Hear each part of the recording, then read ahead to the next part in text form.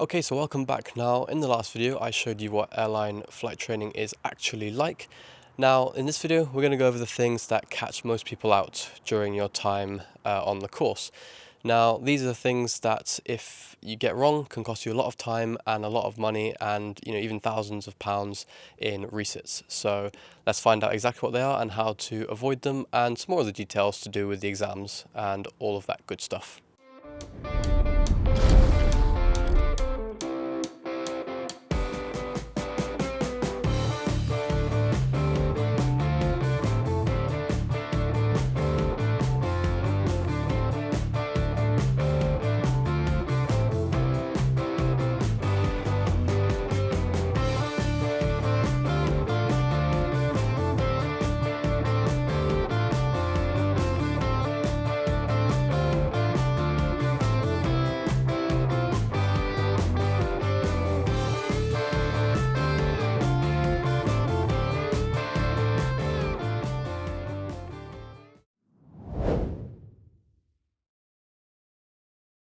So last time we touched on the aptitude tests and sort of what was in them, but how do you actually practice these and what types are there?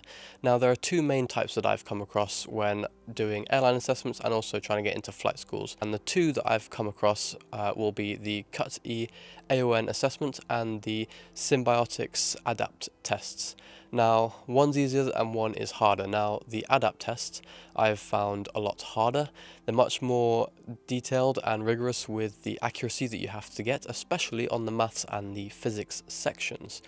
Now, the multitasking one is also a lot more complicated, and I actually counted it up, and you're actually multitasking and trying to remember 13 different things at one time. You'll be multitasking in the assessment, and then at the end, you've got to remember a bunch of other things and answer the questions. And then you'll do it all again, and then you have to see if you can improve, basically. Now, the CUT-E ones are a lot more simple, a lot more basic tests, the ones you sort of find online normally to do the IQ tests and stuff. A lot of them are that. The multitasking is a bit simpler, and the maths and physics is also a bit more basic. And there's a bit more leeway in terms of how accurate you have to be. Now, the way you can practice these is just go online and search them up, and then you can buy different packages for all the different tests that you might want to buy, including also some English tests and the technical assessments as well for the ATPL knowledge. When you move on to the airline assessments, they'll be incorporating that into it as well. I'd recommend only getting one once you know which one your school's going to give you for the entry requirements, because they are quite different. Even the tests themselves and the UI and everything looks very different, so get comfortable with the one that you will have. That would be my recommendation. So you've then passed all the assessments to get in and you've got a start date. So how much is it actually going to cost you? Now, it all depends on the flight school, and today I'll just be talking about the integrated route and my personal experience at the payment and how that all worked. So for me, with the accommodation included, it was £120,000. Yes, I know, it's a lot of money. It's an unbelievable amount. If you were to have accommodation excluded, so you'd be providing your own accommodation for the course, then you'd be paying around £100,000 instead, which isn't really much better if you ask me, especially when you go to Florida and stuff. You'll have to pay for your own accommodation there, which is extremely expensive where they put us up.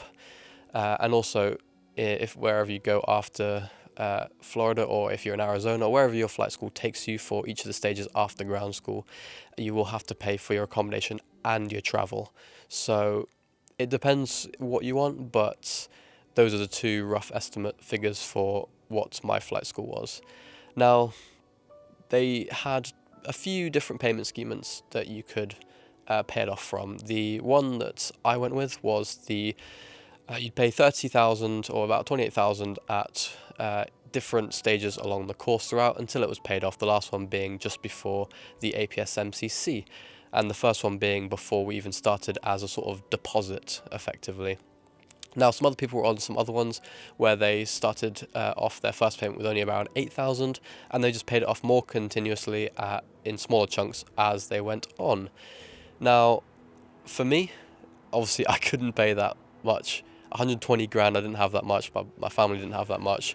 So what I ended up doing was I had family sponsored a fair amount of it, and then the rest of it was split between a loan, which I'll be paying off, and then also some sponsorship to help me as well. And that was the only way that I was able to pay it. Now, I know a lot of the other course mates that I was with, they would have parents pay half and they would pay the other half either via loans, or they would work for a couple of years before starting the course to save up the money. Now, I've had a couple people in the comments from the previous video wondering what the age range was like for our class. Now, obviously the class was split in half between the ANA cadets from Japan and the UK section, which was us lot. Now, of the UK section, there were a fair amount of us between the ages of 18 and 22, with a few people 25, 26, 27, 28 years of age. Now, most of the ANA cadets, they were from late 20s into early 30s. So we had a very big variety of age ranges in the class, but specifically the UK side, we were all quite young. Now, you can't start the course until you're 18. However, you can apply for the course before, as long as you turn 18 before your course start dates. That is the legal requirement. Now, previously we mentioned the pass grade for the exams being 75% average in each of them or above. And for the airlines, the majority of airlines will request you to have an average over all the 13 exams of 85% and above. So how hard actually is this? So it's not an easy task. It is very, very difficult. It's a lot of time, a lot of effort, hours and hours of practice and studying. Now, obviously, each subject could be a varied level of difficulty just purely because of the content. However, there are a couple other things that made it either easier or harder for an exam. Now, not all the exams have the same amount of questions. Some exams, I think meteorology had 84 questions, which was the most, and mass and balance had 24 questions. This meant that if you, say, for example, got 10 wrong on the meteorological test, you would still be passing with flying colours. But then if you got 10 wrong on the mass and balance, then you would fail. And the reason is because there are less marks overall, so each mark is worth a greater percent. So 10 marks in the mass and balance would be a greater percentage than it would be in the MET exam. So this is something to bear in mind.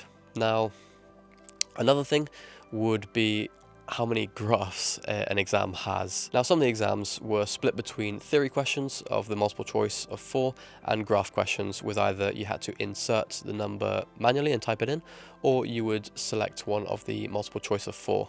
Now, in the exams, we all found that the graphs were extremely blurry and extremely small. Now, they may have changed this by this point. I did my ground school back starting in September 2024, so they could have well changed this. However, we found they were extremely small and extremely blurry, which meant that when you were drawing your lines and getting answers, they were so blurry that the range of answer was just way too big.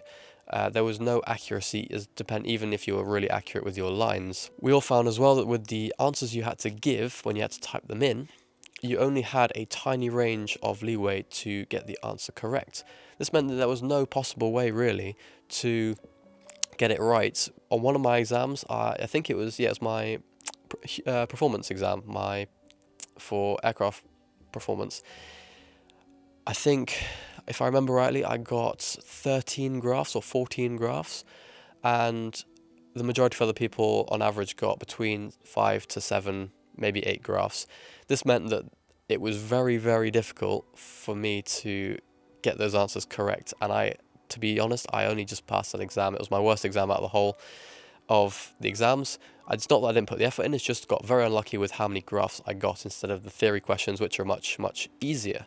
It's all just luck really when it comes to the graph questions and how many you get. Everyone gets different questions and a different set of graphs as well, so it's not all equal. But then there were some of the easier exams, for example, communications. It's just a very simple topic. It doesn't have any graphs. It's a very simple topic, very easy to get the answers right. And in total, I think they only had, when I did it, around 300 total questions that they would jumble up and mix around per exam sitting. So there weren't too many to study.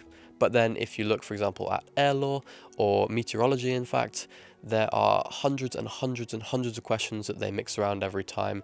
So you had to do a lot of studying for that to learn the content and also to revise the questions using things such as the ATPL question banks. So like I said, some exams were quite short with the mass amounts only 24 questions, and some were very long like meteorology with 86 questions. Now some of the exams were short in the sense that they didn't have much time. If I remember rightly, communications, we were maximum an hour I think for the exam. However, that was the shortest one, and I think general navigation was 2 hours 15 if I remember rightly, for around 55 questions I think. So it depends on how many questions, but also how much time you get. Now, the shortest exam I had was instruments. I went into the exam and I was out within 12 minutes. I finished all 60 questions, whatever it was, within 12 minutes. Now that was an insane time for an exam, but what I learned doing the school finals and school progress tests and stuff was always put the first answer you think is right. I learned never to go back through and check my answers again and start questioning if they're wrong or right, because I found that when I did this, I would always get them wrong. So for me personally, I found that if I went through one take, click the answer as soon as I see the right one, don't go back over it, that worked for me. Now it might not work for you, so obviously be aware of this, but for me that's what I ended up doing for all of my exams. So just a quick mention for the ATPL bank that I used. Now, I didn't get this till the end of module 1, and I bought the 6 months package. You can either get, I think it was 2 months, 6 months, or 12 months, and it's a very expensive product. Now, everyone who got it in the start of the first mod, it ran out during the study leave and the revision period in the third mod, and they had to buy an extra 2 months, which was again very expensive. So just be aware that when you buy it, depending on how long your ground school is, it may or may not run out during the revision that you might be doing. So just be aware of that. For me, luckily, because I bought it later, the 6 months covered me for the entire rest of ground school. However, that first mod was quite difficult without it, so I do recommend using the question banks because you will see questions in them that come up in the exam. So I've had a couple people ask me about the workload that you'll be doing during ground school, and it is a lot. I'm not going to lie to you, it is a lot. Now, a couple different things that I use to cope with the amount of work, because it is ridiculous. One of them, a couple of us every morning would walk to training, the 1.5 training, and walk back from training in the evening. And this would just give us some good exercise in the morning to wake up properly, as you're sitting in a classroom all day, and we did it during winter, so there was like no sun in the morning or evening when we were walking there or leaving. So a nice walk to freshen up and get some fresh air, and then the walk in the evening just after a long day you've had, just to chill out a bit before going back and studying again. Now you'll find that when you get back to your accommodation after your day of training, once you've sat down for a little bit, made some food or something, and just chilled out, you don't really have much time until you realistically have to go to bed to wake up for the next day. And this is one of the things that I did actually feel a little bit guilty for quite often at night, in the evenings, every now and again, I just wouldn't have any energy to work, but it's completely normal. Don't feel guilty or anything. It happens. The days are long, especially in the winter, so don't worry about it at all. You get study leave at the end of each mod from anywhere between a week to 2 weeks, depending on your course, where you can study. And this is where you will then start putting in all that additional work that you may have missed out on before. Now, I won't lie to you, the study leave is a little bit brutal because you have a lot to study over quite a few topics. Now, some of the things that I ended up doing to take my mind off it, and also to not ended up procrastinating for a long time, was I would sleep in very late into the day, get up around 11, 12 o'clock in the afternoon, and then start work at around 2 in the afternoon all the way into the evening, take a break, and then what I would do was then work from around 10 at night to around 3 in the morning. And this is just what helped me study, because I just found that I couldn't study in the morning, so that was one way. The second way I did was I ended up taking a lot of showers.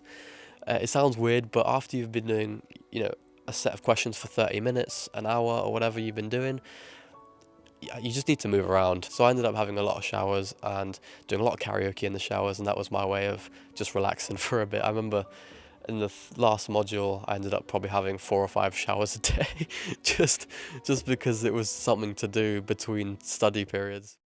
like I did. Oh, I used to say I would never fall in love again until I found her. I said I would never fall unless it's you I fall into. I also was very big into calisthenics before I started the course, so doing exercise a couple times a day for me was another way to relieve stress and take my mind off things and to break it up a bit, so I was doing a lot of calisthenics as well. Now the problem is everyone's also revising at the same time, so making plans to go out with each other can be a bit difficult because everyone always seems to be doing stuff at a different time. So we dedicated Friday afternoons, Friday nights to go out and blow off steam. So I'd really recommend syncing something up with your fellow classmates, because you're gonna need it. You're gonna need it. You can't just sit in your flat studying all day every day without doing anything.